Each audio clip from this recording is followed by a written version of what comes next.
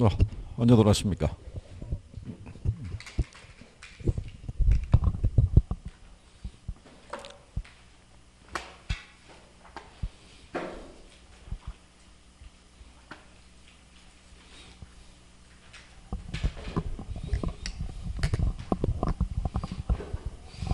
그래도 뭐 이 지역은 그 조용한 편이죠. 여기는. 예. 이제는 뭐 누가 들어오면은 반가운 표정이 나오는군요. 야, 너도 나왔냐? 나도 나왔다. 뭐 이런 거군요. 아, 요즘 뭐 이동하는 사람들이 많이 줄어가지고요. 예, 그런 차이도 좀 있죠. 예, 우리가 이제 오늘은 그 478페이지 가시면 예, 가치론을 배우실 차례예요.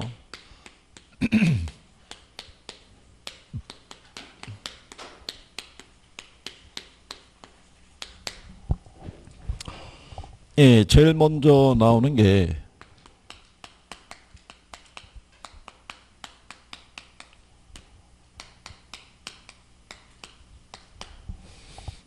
가치와 가격에 관한 이제 정의 개념이 있는데요. 학자들이 이제 두 사람이 있죠.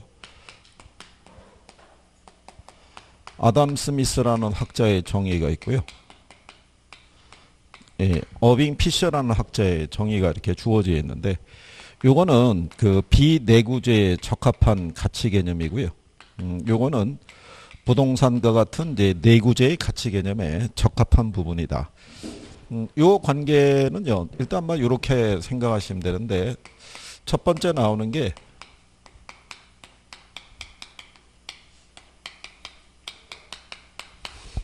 가치와 가격의 관계는요, 여기 있는 비내구재 있죠.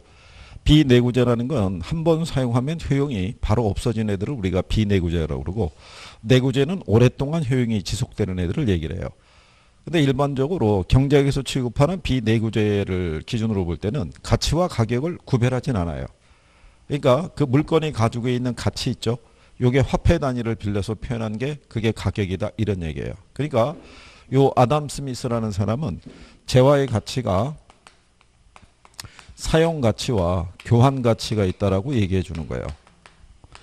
그래서 시장에서 얘가 일정한 교환 가치를 갖게 된다는 거는 걔가 뭐가 있기 때문에 사용 가치가 있기 때문에 그래서 그 재화가 가지고 있는 사용 가치가 화폐 단위를 빌려서 표현된 게 그게 가격이다 이렇게 보시면 돼요.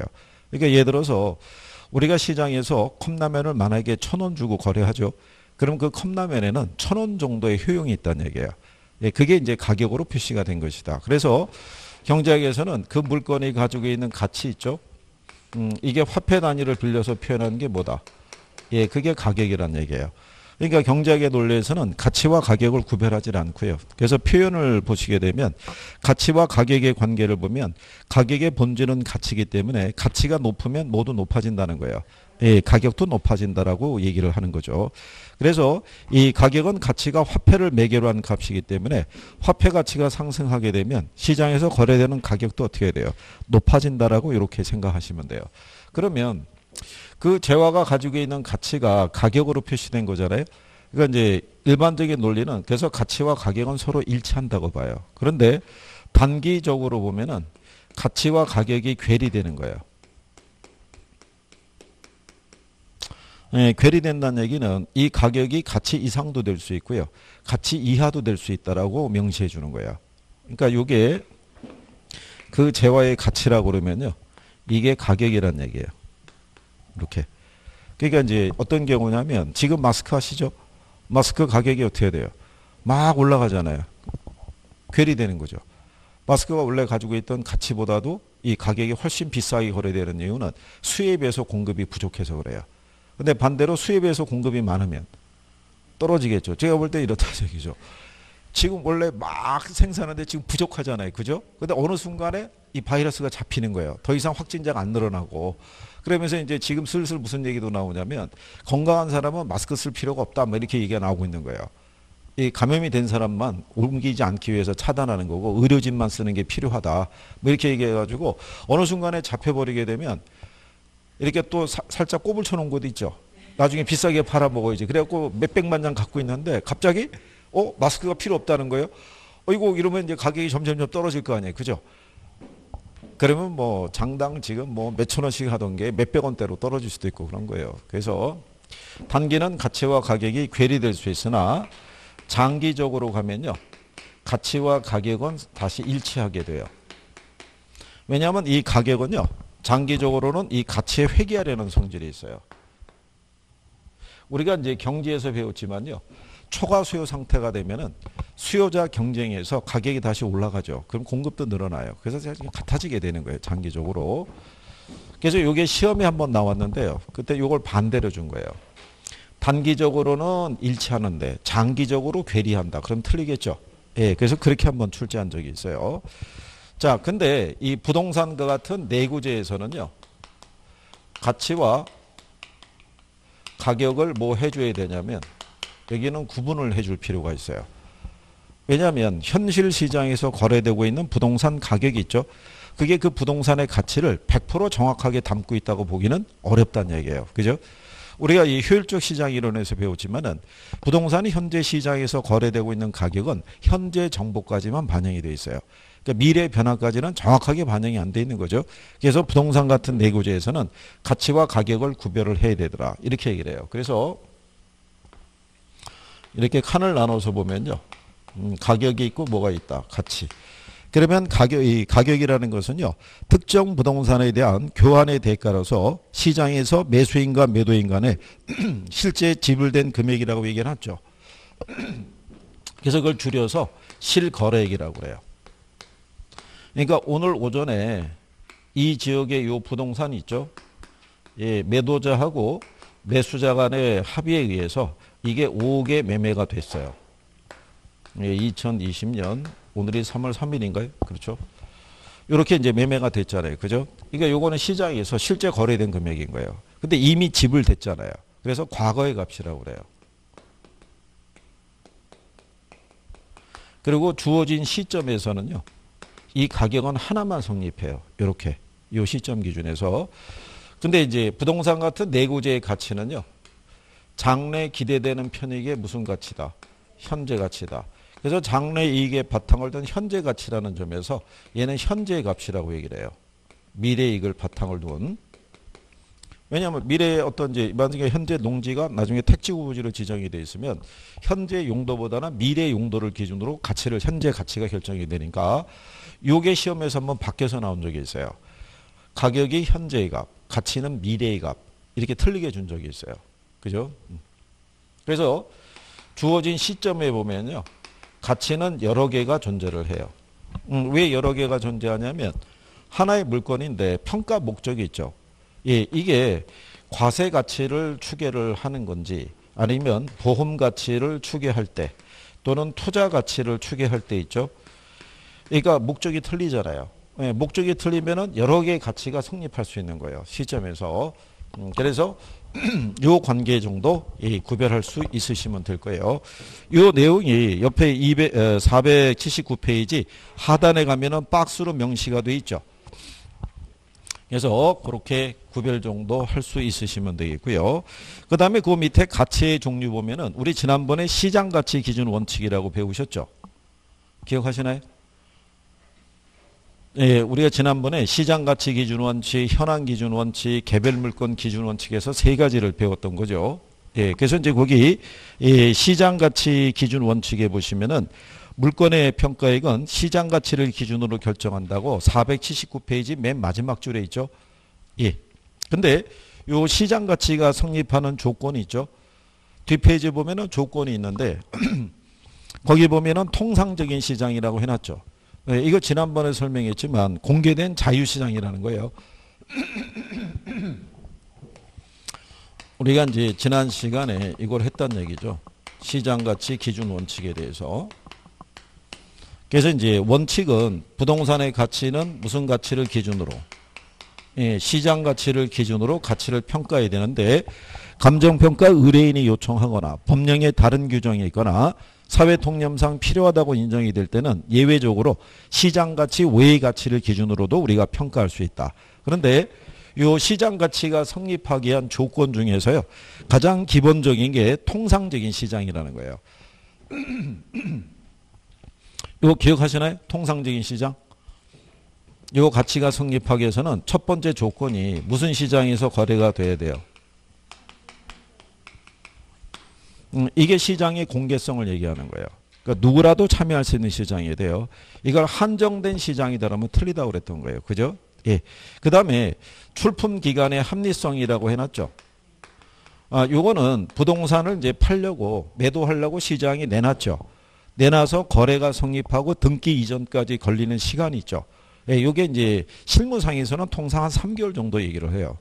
그 안에 거래가 성립됐을 때 한 시장성을 제대로 반영했다고 볼 수 있고요.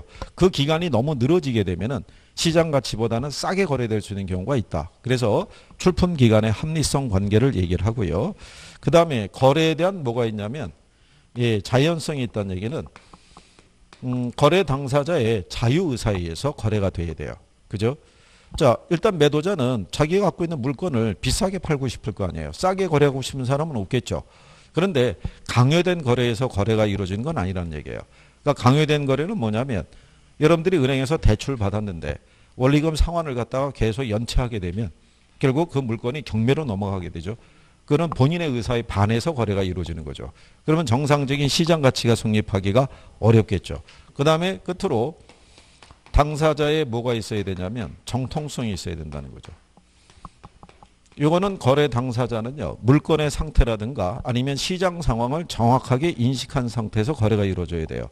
그게 제대로 이루어지지 않으면요, 무슨 현상이 나오냐면 팔고 났더니 가격이 뛰더라. 그죠? 사고 났더니 가격이 떨어지더라. 이거는 정상적인 시세를 제대로 읽지를 못했다는 얘기잖아요. 그래서 이런 조건이 충족이 된 것에 한해서 무슨 가치? 예, 시장 가치 개념을 예, 정리할 수 있다. 뭐 이런 얘기예요. 그럴 때 그 아담 스미스라는 사람이요. 아까 재화의 가치는 사용 가치하고 무슨 가치? 예, 교환 가치가 성립되어 있다고 했을 때 이게 나중에 투자 가치로 이게 나중에 시장 가치로 이렇게 바뀌어요. 표현이. 그래서 여기 있는 이 가치가 주관적 가치라고 그러고요. 이거를 무슨 가치? 예, 객관적 가치라는 거죠. 예. 이 효용이라는 건요, 주관적 효용도 있고 객관적 효용도 있는 거예요. 그렇잖아요. 본인이 생각할 때 나름대로 인식하고 있는 가치 있죠. 예, 본인은 참 꽤 큰 가치가 있다고 생각하는데 막상 그 물건이 시장에서 평가를 받을 때는 그렇게 높은 가치가 인식이 안 될 수도 있죠. 여러분들이 아시는 우리가 펜트하우스라고 그러잖아요. 전망이 참 좋죠. 뷰도 좋고. 그죠? 어떤 사람이 우리 집은 어느 그 펜트하우스 못지않게 뷰가 아주 뭐 끝내준다고 얘기를 해요. 알고 봤더니 산 꼭대에 있는 달동네 판잣집이에요. 그죠?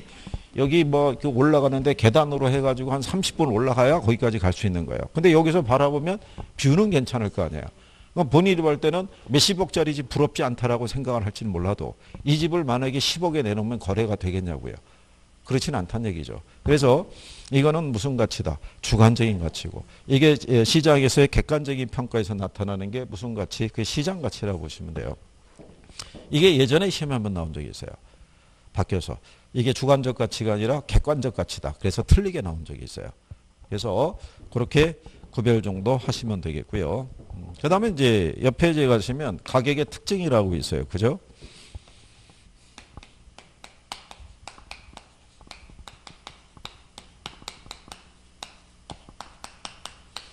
요거는요, 일반 재화에서는 찾아볼 수 없는 부동산에서만 나타나는 특징이에요. 그래서 제일 먼저 부동산 이 가격이라는 건요, 가격과 임대료로 표시할 수 있다는 얘기예요. 두 가지로. 그리고 왜 두 가지로 표시가 가능하겠어요? 일반 재화는 물건의 가격밖에는 표시가 안 돼요. 그렇죠? 근데 부동산은 가격하고 임대료 두 가지로 표시가 돼요. 마트나 편의점이나 백화점을 가게 되면 물건의 가격밖에는 없어요. 그렇죠? 근데 부동산 이 중개사무실에 가게 되면 매매가 옆에 전세, 월세 이게 다 붙어 있어요. 그죠? 그래서 우리가 탄력성을 할 때도 수의 가격 탄력성과 임대료 탄력성 뭐 이런 식으로 명시하기도 해요. 왜 두 가지로 표시가 가능하겠어요? 자, 여러분들이 생수 아시죠? 예, 생수를 1,000원 주고 사가지고 다른 사람에게 500원의 임대를 주면, 그죠? 다시 찾을 수 있다 없다? 못 찾잖아요. 일반 재화는 소모성 재화인 거예요. 얘가 다른 사람에게 사용하라고 임대를 줄 수 없어요. 근데 우리가 영속성이라고 배웠죠. 영속성이라는 게 뭐예요? 우리가 아무리 사용하더라도 걔는 줄어들지 않는다고요. 그렇기 때문에 임대를 줄 수 있는 거예요.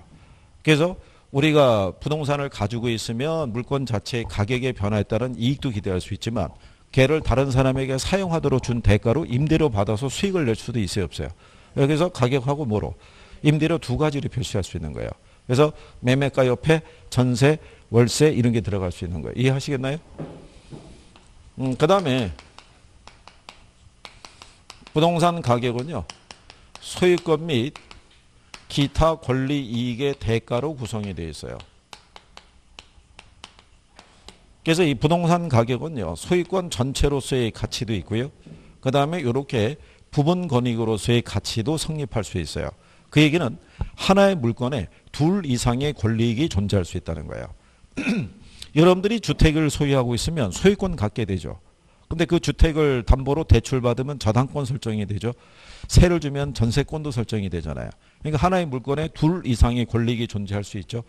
여기서는 틀리게 해줄 수 있는 게 그거예요. 둘 이상의 권리이익이 존재할 수 있는데 존재할 수 없다 그러면 틀리는 거예요. 무슨 말인지 아시겠나요? 그래서 평가사는 이걸 따로따로 평가하게 돼 있어요. 왜 그러냐면 그 집에 설정되어 있는 전세권하고 저당권의 합이 그 부동산의 전체 가치하고 항상 일치하는 게 아니에요. 차이가 있기 때문에 따로따로 우리가 평가하도록 되어 있어요. 그죠? 그 표현을 기억하시면 되어 있고. 그 다음에 이 부동산 가격이라는 건요. 장기적인 배려하에 형성이 돼요. 그죠? 왜 그러겠어요? 아까 여러분들이 부동산 가치라는 거는 장래에 기대되는 편익의 현재 가치라고 그랬죠. 예, 영속성이라는 게 바탕이 있는 거예요. 현재 농지를 할지라도 얘가 택지 후보지로 지정이 되죠. 그러면 나중에 택지로 바뀌었을 때 가치의 변화가 더 크잖아요. 예, 그렇다고 해서 농지로 사용하고 있다라서 그 양이 줄어들거나 그러지 않죠. 그래서 부동산의 가치는 장기적인 배려하에 형성이 된다라고 얘기하는 거예요. 이해하시겠나요? 예, 특징 나오는 건 내가 이해를 해야 되는 거예요. 그래서 부동산을 거래할 때 농지란 말이에요. 그럼 나는 농지로 대가를 주고 싶은데 알고 봤더니 얘가 택지 후보지로 지정이 되네요. 그럼 우리는 농지로서 거래할 수가 없죠. 그죠? 택지로 바뀌는 걸 가정해서 거래할 수밖에 없다는 얘기예요. 그 다음에 이 부동산 가격이라는 것은요. 그 개별적으로 형성이 된다. 즉 개별 가격이 나와요. 왜 그러냐면요. 부동산 시장은 불안전한 시장이기 때문에 합리적인 시장 가격이 없어요. 그래서 매도자하고 그 다음에 누가 있으면요. 예, 매수자가 있으면 개별적인 협상을 해야 돼요. 근데 개별적인 협상을 하다 보면 개별적인 사정이라는 게 개입될 수가 있죠. 매도자는 급매할 수 있어요. 예, 이제 급하게 해외 이주 나가야 되는데 있는 걸 처리하고 나가야 되니까. 그래서 급매해서 가격을 싸게 거래할 수 있고 매수 입장에서는 시세보다 비싸게 거래할 수도 있어요. 그러니까 예를 들어서 그 집이 자기가 출생했고 자기의 유년기하고 이제 뭐 청년기를 그 집에서 보낸 거예요. 근데 나중에 커서 사업하다 보니까 돈이 부족해요. 그래서 집을 파는 거예요. 팔고 몇 년 지난 다음에 사업이 성공했어요. 그 집을 다시 사고 싶은 거죠. 근데 소유주는 원래 지금 현재 시세대로 거래하자 그러면 안 팔려고 그러겠죠. 그러니까 웃돈을 줘서 한 1.5배 가격을 지불하고 거래할 수도 있어요, 없어요? 있잖아요. 그러니까 이런 사정이 개입될 수 있다는 얘기예요. 그러니까는 평가사는 사례를 수집하면은 이런 사정이 없는 상태로 바꿔줘야 돼요. 그래서 그때 하는 작업을 사정보정이라고 그래요. 특정한 사정, 특별한 사정이 개입됐을 때 그러한 사정이 없는 상태로 보정해주는 작업을 얘기를 해요. 이해하시겠나요? 네, 그런 내용이에요. 자, 그 다음에 부동산 가격은요, 지역적으로 형성이 된다는 얘기는 지역성을 반영한다는 얘기죠. 자, 같은 물건, 같은 규모의 물건이더라도 어느 주거 환경에 있느냐에 따라서 시세는 다르게 형성이 될 수 있어요, 없어요? 있겠죠. 그 다음에 이제 뒤로 넘어가시면 부동산 가격의 하방 경직성이라고 그러죠. 예, 그거는 무슨 얘기냐면요. 부동산 가격은 수요가 전무하더라도 일정 수준 이하로는 가격이 안 떨어져요. 여러분들이 만약에 부동산을 매입을 했는데 5억에 샀어요. 그죠? 분양을 5억에 받았어요. 근데 나중에 팔 때는 나름대로의 5억에다가 여러 가지가 이제 합쳐지죠. 그 사이에 내가 냈던 이자, 인테리어 비용, 중개사 수수료, 세금 이런 거 감안해서 최소한 못해도 5억 5천에서 6억에는 내가 거래를 해야겠는데 시세가 지금 형성되어 있는 게 4억 8천 정도예요. 그러면 안 내놓는다고요. 매물을 걷어들여요. 걷어들이고 어떻게 하면 되냐면 돈 필요하면 담보로 대출 받았으면 되고 지금 안 팔리면 임대 주면 된다. 그리고 저변에는 뭐가 깔려 있냐면 우리나라에서는 이게 다시 안 올라가겠어? 뭐 이런 또 이게 깔려 있는 거죠. 그래서 이 수요가 전무하더라도 일정 수준 이하로는 떨어지지 않는 특성을 갖고 있다. 그게 부동산 가격의 하방 경직성이라고 그래요. 이게. 자, 그래서 그런 내용이고요. 그 다음에 이제 그 밑에 가면 가치 발생 요인하고 가치 형성 요인이라고 있죠. 요게 이제 뭐하고 관련 있는 거냐면요. 그 가격의 이중성이라고 있어요. 기본적으로 가격은 수요와 공급의 상호작용에서 결정이 되고요. 그렇게 결정된 가격은 다시 수요와 공급에 영향을 미치는 관계라고 보시면 돼요.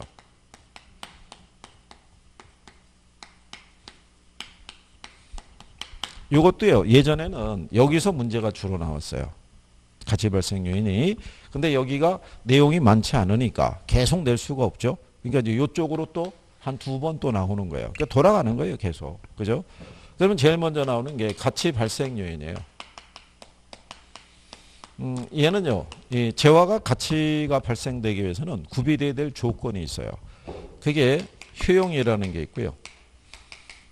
상대적 희소성이라는 게 있고요.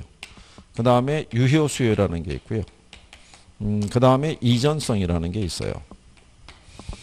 근데 이제 요게 제안이 이제 됐을 때 요거 글자만 따면 곤란해요.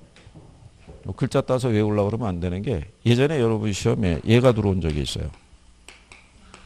이렇게. 그럼 얘도 효고 얘도 효잖아요. 그 글자 따고 들어간 사람은 낭패를 본 거죠. 아니 효가 하나만 있는 줄 알았더니 하나가 또 있는 거 아니에요? 그 뒤에 거는 구별을 못 하는 거죠. 그래서 틀린 사람도 있어요. 그게. 자, 위에 거 여기 있는 요 세 가지 있죠. 예, 이거는 경제학자들이 제시한 거예요. 그러니까 기본적으로 재화의 가치는 수요와 공급의 상호작용에 의해서 뭐가? 가치가 결정이 된다는 거죠. 경제학에서는 이 가격과 가치가 같다고 보니까. 그죠? 그래서 세 가지 제시하는데, 그러니까 부동산 같은 경우에는, 부동산의 가치를 갖기 위해서는 이게 있어야 된다는 거죠. 쾌적성이라든가 또는 뭐, 예, 수익성. 그런데 쾌적성하고 수익성이 있다고 해서 가치가 발생하냐면 그렇지는 않고요. 상대적 희소성에서 뒷받침이 돼야 돼요. 그러니까 상대적 희소성이라는 건요. 수요에 비해서 공급이 부족한 상태를 얘기를 해요. 그죠? 그러니까 이제 예를 들어서 아까 우리가 뭐라고 얘기했냐면 재화의 가치는 사용 가치가 있고 무슨 가치가 있다고 그랬어요. 네. 이게 아담 스미스라는 학자가 제시한 건데 이 사람이 얘기한 유명한 이 물과 다이아몬드의 역설이라고 있어요. 물하고 다이아몬드를 비교하죠. 사용 가치는 물이 커요. 다이아몬드는 실상 사용 가치가 별로 없어요. 근데 시장에서의 교환 가치는 물보다는 다이아몬드가 훨씬 비싸요. 이유가 어디 있겠어요? 그렇죠. 희소하다는 얘기예요. 이게 효용만 있다고 가치가 발생하진 않고 그게 희소성의 여부에 따라 가치가 발생의 정도가 틀려진다는 얘기예요. 그래서 얘만 있다고 가치가 발생하는 건 아니고 뭐가? 상대적 희소성에서 뒷받침이 돼야 된다고 얘기하는 거예요. 근데 효용도 있고 상대적 희소성이 있더라도 뭐가 없으면 수요가 없으면 가치가 발생할 수가 없어요. 무슨 말인지 이해하시겠죠? 그래서 특정한 재화를 구매하겠다는 욕구는 이 구매력에서 뒷받침이 돼야 돼요. 얘가 이제 여기서 시험에 한번 나온 거예요. 유효수요란 반드시 구매력을 필요로 하는 건 아니다. 그럼 틀리는 거예요. 반드시 뭐를 필요로 해야 돼요? 예, 구매력이 수반돼야 되죠. 앞에서 경제에서 배웠죠. 일반적인 수요 그러면 우리가 유효수요를 지칭한다는 거. 이해하시겠죠? 네. 자, 그래서 이제 요거를 이제 우리가 얘기하고요. 그 다음에 또 시험에 나온 게 뭐냐면 가치 발생 요인은 효용과 상대적 희소성, 유효 수요 중에서 한 가지만 충족이 돼도 가치는 발생할 수 있다. 그럼 틀리는 거예요. 다 충족이 돼야 돼요. 그죠? 그 다음에 여기에 이전성이라는 것도 있죠. 자, 여러분들 요거는 무슨 얘기냐면 여러분들이 만약에 그 편의점에 가서 생수를 사갖고 1,000원을 지불했어요. 대금이 1,000원에서. 1,000원을 주고 난 다음에 바로 우리가 마개를 따서 마실 수 있어요. 그죠? 대금을 지급하면 거래가 종결이 되는 거예요. 근데 부동산은 잔금이 지급되고 난 다음에 권리 이전이 돼야 돼요. 그죠? 그래서 권리의 이전에 제약이 있으면 가치는 발생할 수 없다라고 얘기를 해요. 그죠? 그래서 요거는 부동산 학자가 제시한 거예요. 그러니까 이건 나중에 추가된 거예요. 예전에 이 90년대까지 시험에는 요거 세 가지만 있었어요. 그 이후에 이제 얘가 추가가 돼서 지금은 몇 가지로? 네 가지로. 그죠? 그러면 결론적으로 부동산의 가치라는 건 수요와 공급에서 결정이 된다는 거예요. 기본적인 가정이. 그러면 이 가치 형성 요인이라는 것 있죠. 얘는 여기에 영향을 주는 거예요. 가치 발생 요인에. 그게 가치 형성 요인이에요. 네, 거기에 영향을 주는 일반적, 지역, 그 다음에 무슨 요인? 예, 개별 요인을 나타내는 거예요. 이렇게. 그래서 여러분들이 이 가치 형성 요인을 가서 보시면은 굵은 글씨로 해놨죠. 예, 그 굵은 글씨로 나온 게 감정평가 규칙상의 용어의 정의에 있는 거예요. 요게. 이게 시험에 답으로 나온 거예요. 예, 다음 중에서 감정평가 규칙상의 표현에 올바른 거 골라라 그랬을 때 가치 형성 요인이란 대상 물건의 경제적 가치에 영향을 미치는 일반 요인, 지역 요인, 그 다음에 개별 요인 등을 말한다라고 명시해놨죠. 근데 그 일반적인 요인의 다시 사회적, 경제적, 행정적 요인으로 분류할 수 있어요. 여기 이 요인이. 예, 이 종목은 외우거나 하실 필요는 없어요.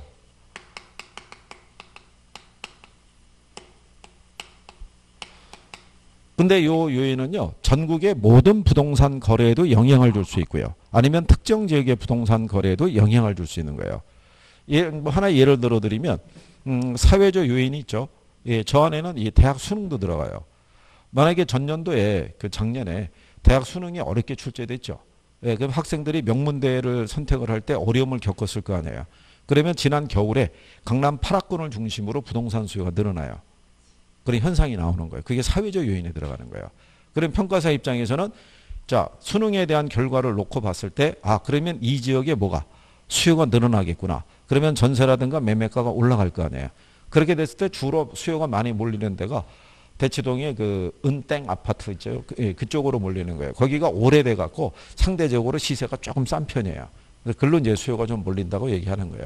근데 그런 거는 특정의 지역에만 영향을 줄 수도 있고요. 아니면 전국적인 부분에 영향을 줄 수 있다는 것은 금리가 조정이 되거나 대출 규제가 강화가 되면은 전국의 부동산 거래에도 영향을 줄 수 있어요, 없어요? 있다는 얘기죠. 요거는 지역적인 요인인 거예요. 그래서 요거는 주거지역, 상업지역, 공업지역, 농업지역 이런 것도 있죠. 예, 그 지역에 해당하는 거. 근데 얘는 근래 시험에 안 나와요, 잘. 그래서 이런 내용이다라는 거. 개념 정도 알아두시면 되는 거예요. 가치 형성 요인이라는 게 어떤 것인지. 예. 근데 이제 여기서 보시면은 요 지역 요인 있죠. 예, 요게 이제 뒤에서 다시 이제 언급이 될 때 그때 다시 또 얘기하죠. 그래서 가치 발생 요인과 가치 형성 요인에 대한 내용이 있죠. 예, 그런 정도 알아두시면 되겠고요. 그 다음에 이제 뒤로 넘어가시면 부동산 이 가치 재원칙이라고 해놨죠. 예, 거긴 별표 하나 하시는 거예요.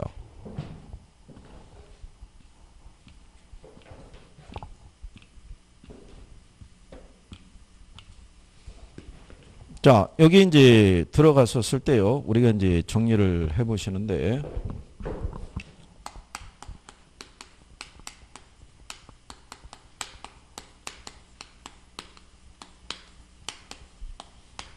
이거를 이제 부동산 평가 원리라고도 얘기를 해요. 원칙 또는 원리인데 이게 이제 학자들의 번역상의 차이라고 보시면 돼요.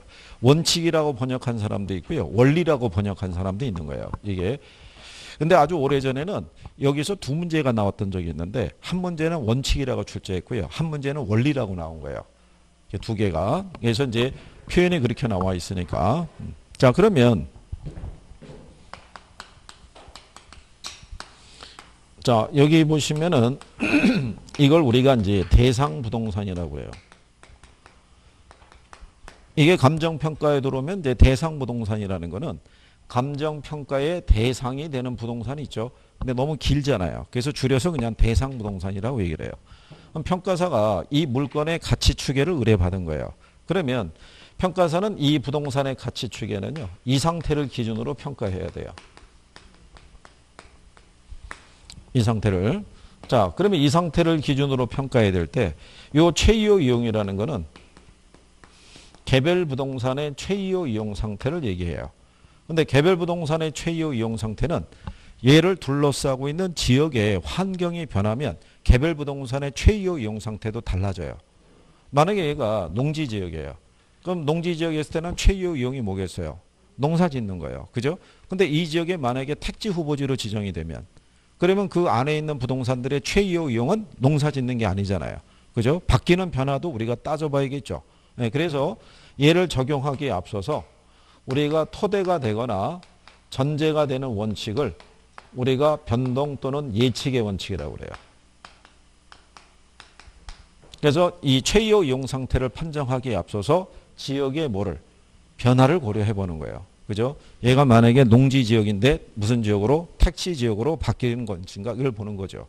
그러면 걔에 대한 미래 이용이 있죠. 농사가 아니라 뭐 상가 등을 지어서 분양해서 나오는 수익을 근거로 가치를 평가해야 된다. 뭐 이런 얘기인 거예요. 그래서 얘가 토대가 되거나 전제가 되는 원칙이라고 얘기를 해요. 그죠? 그래서 여러분들 교재에 보시면 가치제 원칙의 종류에 보면 토대 또는 전제가 되는 원칙이라고 해서 변동의 원칙이라고 나오죠. 예, 그래서 이게 나오는 거예요. 그 다음에 평가서는 얘가 지역의 변화를 고려한 다음에 물건 자체가 이 상태인지 아닌지를 판정해야 되잖아요. 예, 그래서 내부 측면에서는 이걸 보는 거예요. 균형이 있죠. 내부 구성 요소가 밸런스를 이루고 있는지. 우리 이제 지금 484페이지 이거 하고 있는 거죠. 그 다음에 이 물건의 상태가 주변 부동산과 적합한 상태로 놓여져 있는지 뭐 이걸 우리가 살펴보는 거예요. 이거를. 근데 이제 요거를 가지고요. 평가사가 이 물건에 만약에 가치가 이 정도면 적정하다라고 의견을 냈다는 얘기죠. 그러면 이게 왜 5억으로 결정이 됐는지를 이 원칙을 들어서 설명해 주는 거예요. 얘가 5억으로 결정할 때는 이 지역의 변화도 고려해 봤고요. 내부 측면의 밸런스가 맞는지도 살펴봤고 주변 환경하고 적합한 상태로 놓여져 있는지 여부도 확인해서 결과가 이렇게 나온 것이다라고 설명해 주는 거예요. 원칙 예를 들어서 자 그러면 요 중에서 대표적인 애들만 이제 몇 가지 이게 원칙이 13가지예요. 13가지인데 지금까지 여러분 시험에 10년 사이에 한 뭐 4번, 5번 이렇게 나왔다 그러면 답은 다 여기서 준 거예요. 여기서. 포인트가. 그러니까 이제 그런 내용만 그 제목이 대부분 설명해 줘요. 제목이. 그래서 제일 먼저 보시면요. 토대가 되는 원칙이 있죠. 예. 예, 변동의 원칙이라고 있잖아요. 예, 여기 일단 별표하시는 거예요. 자, 변동의 원칙이라는 건요. 부동산의 가치 있죠. 예, 가치는 가치 형성 요인이 있죠. 예, 이 변화에 영향을 받아서 가치가 결정이 된다는 게 변동의 원칙이에요. 그래서 얘가 특징이 뭐냐면요.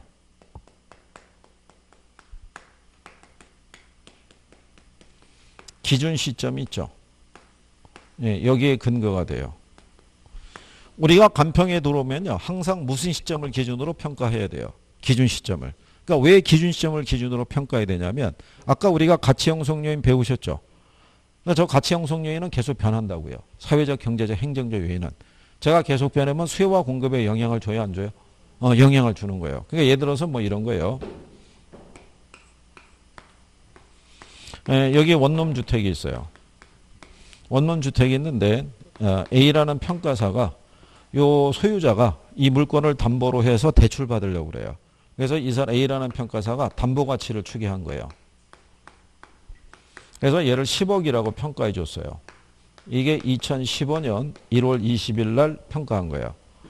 근데 이 소유자가 대출 받은 다음에 상환이 제때 안 이루어져 갖고 이 물건이 경매로 넘어갔어요. 그래서 법원에서는 B라는 평가사에게 경매 물건에 관한 감정가를 산정해 달라고 요청했어요. 그랬더니 이 사람은 이걸 5억이라고 평가해 준 거예요. 근데 이 물건에 대해서는 이걸 10억이라고 평가해 줘서 은행에서 6억 융자를 해준 거예요. 근데 나중에 경매 물건의 감정가 했더니 5억으로 평가된 거예요. 이게 2020년 3월 3일 날. 그죠? 네. 근데 같은 물건인데 가치가 다르게 평가됐잖아요. 그러니까 요게 있을 때는 여기에 지땡 공장이 있을 때예요. 그러니까 근로자가 많아가지고 100% 점유가 됐던 거예요. 근데 일로 넘어갔더니 걔네가 철수가 되고 시간이 벌써 흐르고 있죠. 그러니까 공실이 급증한 거예요. 그러니까 거의 비어있는 상태예요. 그러니까 가치가 폭락한 거죠. 무슨 말인지 아시겠나요? 그랬을 때 여기 이제 6억 융자를 해준 은행 입장에서는 이게 감정가가 5억으로 나오면 채권 회수가 어렵잖아요. 그죠? 그러면은 이 평가사를 대상으로 손해배상 청구 소송을 낼 수 있어요. 네가 과대평가해서 우리가 대출이 무리하게 일어났고 채권 회수가 어려워지니까 채권 회수가 안 되는 금액은 네가 물어내야겠다. 이렇게 손해배상 청구를 할 때 그때 감정평가사가 반론을 제기할 수 있는 게 이 기준 시점이에요. 내가 평가한 시점하고 경매를 넘어간 시점이 틀리다는 거죠. 내가 평가할 이때는 이게 시장 가치는 이게 적정했다는 얘기죠. 근데 왜 이런 현상이 나타나냐면 부동산을 둘러싸고 있는 환경은 계속 변하잖아요. 그러니까 평가할 때는 항상 무슨 시점을 기준점을 기준으로 평가하도록 되어 있어요. 그래서 이게 제목이 변동이잖아요. 그러니까 제목을 보면 대충 유추할 수 있으시면 돼요. 이해하시겠나요? 그 다음에 이제 두 번째로 나오는 게 예측의 원칙이에요. 자, 그러면 예측의 원칙은요. 부동산의 가치는 과거라든가 또는 현재 이용이 있죠. 여기에서 가치가 결정이 되는 게 아니고요. 얘는 미래 있죠. 예, 미래 이용을 통해서 우리가 가치를 결정해야 된다는 거예요. 그래서 얘가 특징을 보게 되면 수익환원법의 근거가 된다라고 얘기를 해요. 그러니까 여기 수익환원법에서는 이 수익을 기초로 해서 가치를 구하는 방법인데 이 수익이 미래 수익이라고요. 무슨 말인지 아시겠나요? 그러니까 예를 들어서 이런 거죠. 아까 얘기한 것처럼 현재 농지면 농지에서의 최이호 이용은 농사 짓는 거잖아요. 근데 얘가 뭐로 지정이 돼 있으면 택지 후보지로 지정이 돼 있으면 농사 지어서 발생하는 수익을 근거로 평가하면 안 되고 나중에 여기에다 우리가 상가 등을 지어서 분양해서 나오는 수익이 있죠. 이걸 기초로 가치를 평가해야 된다는 거예요. 그러니까 현재보다는 어디에? 미래에. 예. 그래서 이게 부동산 가치가 우리가 장래에 기대되는 편에게 현재 가치라고 그랬죠. 예, 그게 이제 이 원칙과가 연관성이 있는 거죠. 장래에 기대되는 편익, 즉 미래에 대한 변화를 예측해서 거기서 발생하는 수익을 근거로 가치를 구하라는 거예요. 그러니까 얘도 뭐가 설명하냐면 제목이 설명하잖아요. 예측. 예? 과거 현재보다는 뭐 미래의 변화에 대한 예측을 근거로 가치를 구하라 이런 얘기죠. 그러니까 평가사가 이 물건의 가치를 5억으로 평가할 때는 미래의 변화를 감안했다 안 했다.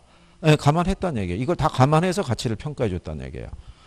자, 그 다음에 그 옆에 보면 내부 측면의 원칙이라고 있죠. 예측의 원칙 밑에 보면은 내부 측면의 원칙이라고 있어요, 없어요? 있죠. 요것도 물어봐요. 네? 2번 물어봤어요. 내부 측면의 대표적인 애가 뭐냐면 걔가 균형의 원칙이에요. 근데 이걸 외부 측면이라고 하면 틀리겠죠. 무슨 말인지 아시겠나요? 그러니까 요거는 물건 자체의 밸런스를 보는 거예요. 예를 들어서 부동산의 가치는요. 내부 구성 요소의 결합이 있죠. 예, 이게 뭐를 이루고 있을 때, 예, 균형을 이루고 있을 때 적정한 가치가 발생할 수 있다라고 얘기하는 거예요. 그래서 여기에 어긋나게 되면요, 특징이 이 감가를 적용하는 거예요. 기능적 감가. 기능적 감가를 다른 말로 내부적 감가라고 그래요. 자, 여러분들이 보시면요. 예전에 한 뭐 30년 이때 지어진 건물들 보게 되면요. 이 대지 면적 대비했을 때 뭐 이런 거죠. 얘가 만약에 대지 면적이 한 200평이면요. 여기 건평이 한 180평. 그럼 뭐가 부족해요? 주차 공간이 없어요. 심지어는 여기가 건물로 다 메워진 경우도 있어요, 없어요? 있잖아요. 그럼 밸런스가 안 맞잖아요. 요즘 짓는 건물은 뭐가 확보가 돼야 돼요? 주차 공간이 확보가 안 돼 있으면 이 건축허가 안 떨어진다고요. 무슨 말인지 아시겠나요? 이런 식으로 이게 지금 비율이 안 맞잖아요. 그러니까 밸런스가 안 맞겠죠. 그러면 여기는 주차 공간을 확보하기 위해서 추가적인 비용 지출이 또 발생해야 될 거 아니에요. 뭐 기계식 주차장을 설치하든. 그러면 그것만큼 감가가 발생하는 거예요. 그 다음에 이제 예전에는 30평형 아파트 보면요. 방 3개, 화장실이 하나였어요. 그죠? 근데 요즘 짓는 애들 보면은 방 3개, 화장실이 몇 개예요? 2개. 그러면 요즘은 이게 밸런스가 맞다고 보는 거예요. 근데 옛날에 지어진 애들은 뭐가 부족해요? 화장실 하나가 부족하잖아요. 그럼 화장실 하나를 추가로 놓으려고 그러면 그만큼의 뭐가? 비용이 발생하죠. 그러니까 밸런스가 안 맞으니까 감가의 대상이 되는 거예요. 근데 만약에 또 화장실이 많아야 가치가 높아지는 거야. 그래서 방은 2개를 집어넣고 화장실을 3개를 집어넣으면 어떻게 되겠어요? 이거는 또 너무 무리하게 많이 집어넣은 거잖아요. 그죠? 그래서 얘가 과소계량이 되거나 뭐가 됐을 때 과대계량이 됐다는 얘기는 밸런스가 안 맞는다는 얘기잖아요. 그럴 때 적용하는 감가를 우리가 기능적 감가라는 거예요. 물건 자체에서 발생하는 거예요. 그죠? 그래서 그 밸런스 여부로 상태를 살펴보는 거예요.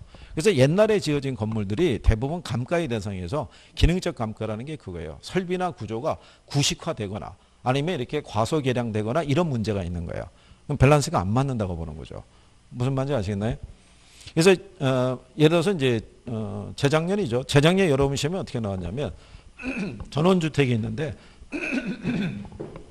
천장의 높이가 너무 높대요. 그죠? 이게 일반 주거 형태에서는 우리 강의실만큼의 천장 높이가 이렇게 높기는 좀 어렵죠. 이렇게 높으면은 냉난방비가 많이 들어가요. 그렇잖아요. 여기 데피거나 시원하게 하려고 그러면. 그러면 아무래도 일반적인 주거에 비해서는 천장의 높이가 너무 과대계량이 된 거잖아요. 그 뭐가 안 맞는 거예요? 밸런스가 안 맞는 거예요. 그럼 우리가 기능적 감가를 부여해요. 일반 주거에 비해서. 그래서 거기랑 관련 있는 원칙이 무슨 원칙이냐. 그래서 답이 균형의 원칙. 네, 이렇게 해서 준 거예요. 그래서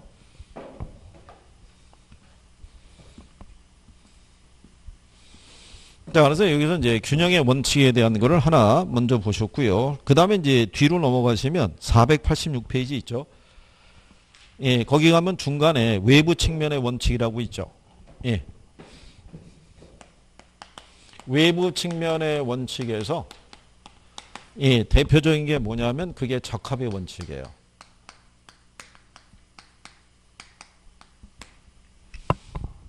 자, 적합의 원칙도요. 제목대로 보시면 이렇다는 얘기예요. 부동산의 가치 있죠. 가치는 인근 지역의 환경에 적합했을 때 적정한 가치를 갖게 된다는 거예요. 인근 지역의 환경에 적합했을 때요. 시장 수요자들의 선호도가 높아져요. 이게 그래서 이 적합의 원칙에 어긋나게 되면요. 이 감가를 부여해요. 경제적 감가. 경제적 감가를 다른 말로 외부적 감가라고 그래요. 자, 그러면 예를 들어서 이런 거예요. 여기가 예, 서민 주거지역이에요. 그래서 뭐 대지 면적 한 50평에 건평 한 25평, 한 30평 뭐 이 정도 들어가 있는 집이고 시세는 뭐 한 1억 5천에서부터 한 2억 정도의 시세가 형성이 돼 있어요. 근데 여기 주변에 이번에 신축 주택이 하나 들어섰어요. 대지가 200평이고요. 예, 건평이 뭐 한 120평 이렇게 나온 거예요. 규모가 2층으로 되어 있는 주택이에요. 건축 공사비가 뭐 한 10억 정도 들어갔다고 얘기를 해요. 이게 그러면 신축이니까 안에 있는 구조나 설비 같은 거는 가장 현대식으로 집어넣었을 거 아니에요. 들리는 소문에는 집안에 에스컬레이터도 있다라고 얘기를 해요. 뭐 이런 식으로 집안에 에스컬레이터 설치한 사람도 있어요. 예. 예전에 그 실제로 설치해서 나온 사람이 뭐냐면 이제 노모를 모시고 있는데 예, 노모가 이제 거동이 좀 불편하시면은 1층에서 2층을 좀 편하게 이동하시라고 안에 이거 설치할 수도 있고 아이들 위해서 수영장 같은 것도 설치할 수 있어요, 없어요? 있죠. 근데 이 집을 내놨어요. 10억에 팔려 안 팔려요? 안 팔려요. 그러면 안 팔리는 이유가 얘가 문제가 있는 건 아니잖아요. 자체는 잘 지었잖아요. 근데 어디에 어울리지 않는 거예요? 그렇죠. 주변 환경에 어울리지 않는 거예요. 그러니까 여기에 집 보러 오는 사람들은 이 정도의 규모의 집을 거래하기 위한 목적으로 오는 거지 얘를 거래하기 위해서 오는 건 아니란 얘기예요. 그래서 여러분들이 가만히 가서 보게 되면은 주거 지역이 조성이 돼 있으면 주택의 규모가 비슷한 거예요. 들어가 있을 때. 무슨 말인지 알죠? 거기서 이렇게 툭 튀어 올라와 있으면 걔는 매매하기 힘들어요. 그잖아요. 그래서 기본적으로 적합의 원칙이라는 게 이거예요. 주택은 주거 지역에, 그죠? 상가는 상업 지역에, 공장은 공업 지역에 들어서야 돼요. 단 들었을 때 그게 주변에 뭐하고 이런 규모나 이런 거하고 비슷해야 된다는 얘기예요. 무슨 말인지 이해하시겠나요? 네. 제목이 뭐예요? 적합. 그래서 무슨 감가? 경제적 감가. 이게 시험에 얘하고 바꾼 거예요. 예, 균형의 원칙을 적용해서 이런 감가 있죠? 판단할 때 경제적 감가로 처리한다. 과잉 부분이 있으면 경제적 감가로 처리한다면 틀리겠죠. 균형의 원칙을 적용하면 무슨 감가? 기능적 감가인 거예요. 그래서 얘가 외부적 감가라는 거예요. 물건하고는 관계없이 외부적인 환경하고 어울리지 않기 때문에 발생하는 감가다. 제목을 보면은 어느 정도 구별할 수 있으시죠? 이게 익숙해지면 돼요. 그래서 지금 이번에 이 1, 2월 달 강의에 요거 설명하는 거는 몇 가지만 대표적인 애만 선별을 하는 거예요.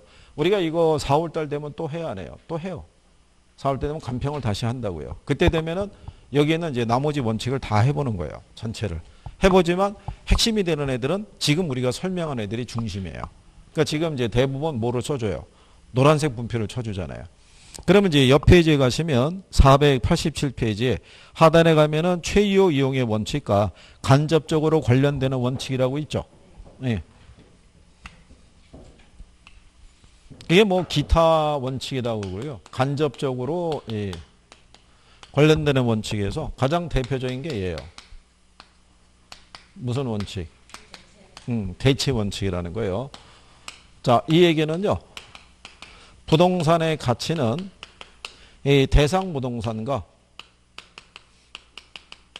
대체 관계에 있는 이 부동산의 영향에 의해서 가치가 결정이 된다는 거고요. 요게 특징을 보게 되면 감정평가 3방식의 근거가 된다라고 얘기를 해요. 그러니까 예를 들어서 이 3방식이라는 게 이따가 배우시겠지만 원가 방식, 비교 방식, 그 다음에 수익 방식이라고 있어요. 이 방식을 통해서 가치를 구할 때는 대상 부동산과 무슨 관계에 있는, 대체 관계에 있는 둘 이상의 부동산 있죠. 그 사례를 수집해서 비교하도록 되어 있어요. 근데 대체 원칙에 가장 부합되는 게 세 가지 방식 중에서도 특히 비교 방식이. 그러니까 대체라는 게 뭐냐면 이런 논리로 보시면 돼요. 우리 집의 가치가 얼마냐는 것은 우리 옆집이 얼마에 팔렸느냐가 기준이라는 거예요. 우리 옆집이 5억에 매매가 됐으면 우리 집도 어느 정도는 할 것이다. 5억 정도는 할 것이라는 걸 반영해 주는 게 대체 원칙이에요. 무슨 말인지 아시겠나요? 이제 그런 내용을 담고 있는 거예요. 그래서 왜냐하면 일반적으로 사람들은요. 뭐가 비슷하면 효용이 비슷하면 가격이 싼 걸 선택해요. 무슨 말인지 아시겠죠? 가격이 같으면 효용이 높은 애를 선택하는 거예요. 같은 분양가면 아무래도 뷰가 좋은 애를 선택하고 싶을 거 아니에요. 무슨 말인지 이해하시겠나요? 그러니까 결국 뭐가 설명하냐면 제목이. 그죠? 이게 그래서 거기 보시면은 굵은 글씨로 맨 마지막 줄에 해놨죠. 감정평가의 이론적인 근거가 된다. 뭐 이런 얘기가 되잖아요. 그죠?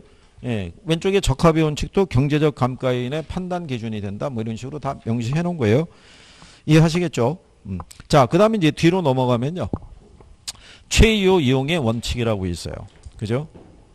그러니까 다시 한번 말씀드리지만 평가사가 이 물건의 가치를 얼마라고 5억이라는 의견을 냈을 때는 얘를 둘러싸고 있는 환경의 변화도 감안했다는 얘기고 내부적인 측면에서의 밸런스 여부도 살펴봤고 주변 환경과의 적합성 여부도 다 판단해서 이렇게 의견을 냈다는 얘기예요. 무슨 말인지 아시겠죠? 네, 그거를 쭉 설명해 주는 원리들이에요. 이게. 그 다음에 뒤에 가면 488페이지에 보면 최이호 이용의 원칙이라고 있죠. 거기 하단에 가면 동그라미 5번에. 그럼 이제 아까 우리가 뭐라고 그랬어요? 부동산의 가치는 무슨 상태를 기준으로 평가해야 된다. 예, 최이호 이용 상태로. 그러니까 얘는 독자적인 원칙이라고 보시면 돼요. 그래서 최이호 이용의 원칙이라는 건요. 부동산의 가치는 이 상태를 기준으로 가치를 평가해야 된다는 거예요. 그러면 왜 최이호 이용 상태를 기준으로 평가해야 되냐면요. 앞에서 배웠던 부증성이라든가 그 다음에 용도의 다양성이 있죠. 예, 이런 게 있기 때문에 이 상태를 기준으로 평가하는 게 어떻게 보면은 제일 하한가라고 볼 수 있죠. 여기에 못 미치면 바로 감가가 들어가죠. 그렇잖아요. 밸런스가 안 맞거나 주변 환경과 어울리지 않으면. 그러니까 항상 얘를 기준으로 평가라고 얘기하는 거예요.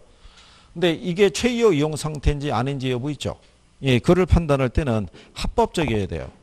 이용 상태가 해당 지역의 지역지구제라든가 건축규제 또는 환경규제에 위배되는 이용은 안 돼요. 그 다음에 옆에 제가면 합리적 이용이라고 해놨죠. 이 합리적 이용의 전제는 뭐냐면요. 가까운 장래에 그 이용이 확실시돼야 돼요. 평가사가 최이호 이용 상태를 판단할 때요. 50년 후 100년 후를 가정하고 평가할 수는 없다는 얘기예요. 왜냐하면 50년 후 100년 후에 이 지역이 어떻게 바뀔지는 아무도 유추할 수 없잖아요. 무슨 말인지 아시겠나요? 그 다음에 물리적 채택 가능성이라는 거는 무슨 얘기냐면 그 부지의 규모하고요. 개발 사업의 어떤 성격이 맞아 떨어져야 돼요. 너무 그게 성격하고 안 맞으면요. 그것도 밸런스가 안 맞는 거랑 똑같죠. 예를 들어서 그 물리적 채택 가능성이라는 거는 우리 지금 요 강의실 있죠. 예, 요 정도의 면적을 기준해서 만약에 예시장이 들어섰다고 생각해 보세요. 그러면은 고객을 받아들일 때 소규모로 식을 치르는 고객만 받을 수 있는 거예요. 그렇잖아요. 요 공간 안에 예식실에다가 패백실에다가 이걸 뭐 다 집어넣게 되면은 그렇잖아요.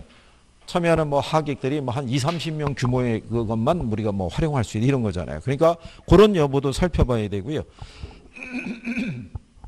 거기에 보면은 토양의 하중 지지력이라고 해놨죠. 예, 그게 집안의 상태 얘기하는데요. 집안이 너무 연약하잖아요. 그러면은 이 공사비가 많이 들어가요. 이게 아주 오래전 얘기인데요. 예, 지금은 이제 앞에 르노 이게 뭐 땡땡 이런 이제 자동차 브랜드가 있어요. 그죠? 예, 원래 이 브랜드는 여기 그 당시에 오너가 이 상용차 시장에 대한 그 로망이 있었어요. 그래서 우리 기업에도 이 상용차 시장에서 상용차를 하나 만들고 싶다는 게 있어가지고 무리해서 진출한 거예요. 근데 그때 당시에 이게 인허가를 받기가 쉽지 않았던 거예요. 기존 업체가 반발도 있었고. 그래서 얘네가 어디다 공장을 냈냐면 부산 쪽에다가.